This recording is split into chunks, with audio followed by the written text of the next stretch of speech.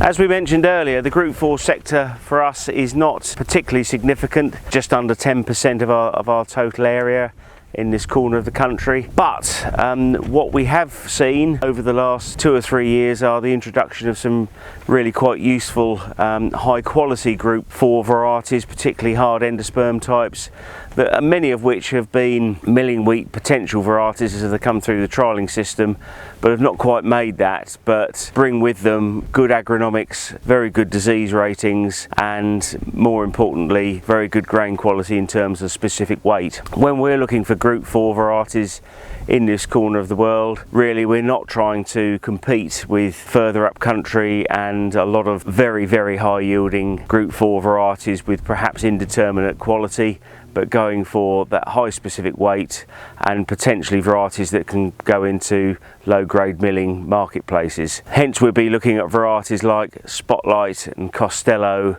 Graham, Gleam, those sort of varieties that we see bring that little bit of added value over a very standard quality feed. So the first variety I'll talk about briefly will be LG Spotlight, which last year was number 2 on the soft wheat RL for treated yield, just behind its sister variety Skyscraper. 3 things I like about Spotlight.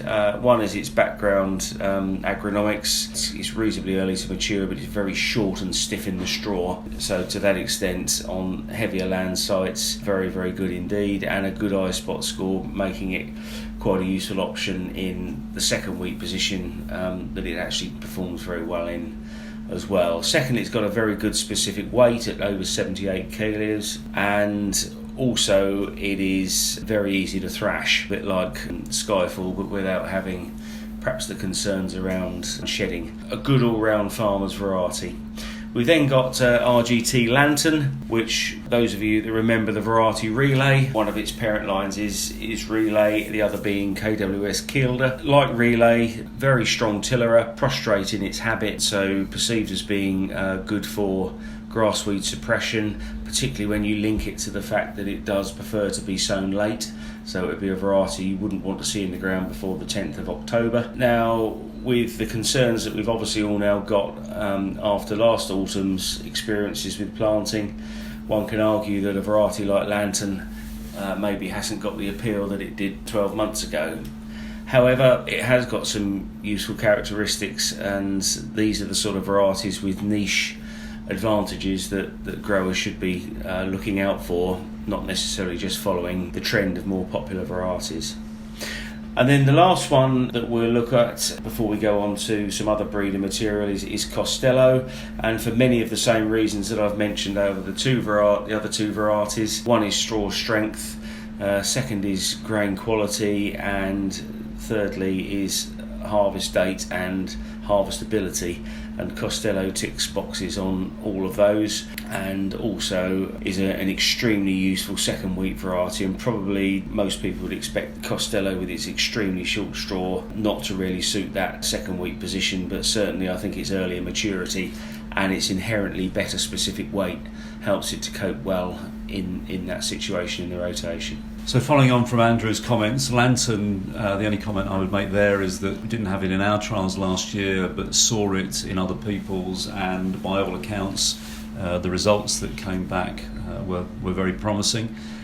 Spotlight and Costello we had in our own trials elsewhere in the country, but I also had both crops to manage farm with customers last year. Both of them performed very well. Both of them, as Andrew said, in a farm situation where some varieties that were being grown on the farm were a little bit disappointing in terms of specific weight, stood out as shining lights in comparison, particularly the Costello. Sort of follow on from Andrew's comments, Costello has been seen as the sort of the natural successor to JB Diego. Not necessarily a star performer, but a good all-rounder and a very consistent performer. And one of the areas that has been picked up on the west with the variety is that apart from its good septoria resistance, it's also quite useful as a following wheat variety after maize when it's harvested a bit late.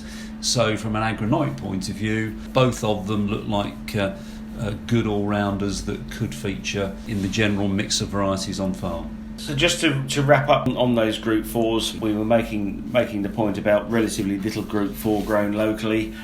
So, where's the market? Well, there is, as we know, a solid demand for feed wheat with 3 or 4 end users in the region. And one thing we often find, particularly when general quality around the country is poor and milling wheat samples are attracting useful premiums, that the feed wheat market can be undersupplied. And also, I think with a lot of growers now looking to market their grain on forward sales basis, perhaps using the futures market as a hedge, where really all you need is feed wheat to allow you to do that, a feed wheat value. For many growers now who might struggle to identify value in Group 1s, 2s and 3s, good quality feed wheats actually do tick a box very neatly and take the pressure out of trying to achieve that premium in the market.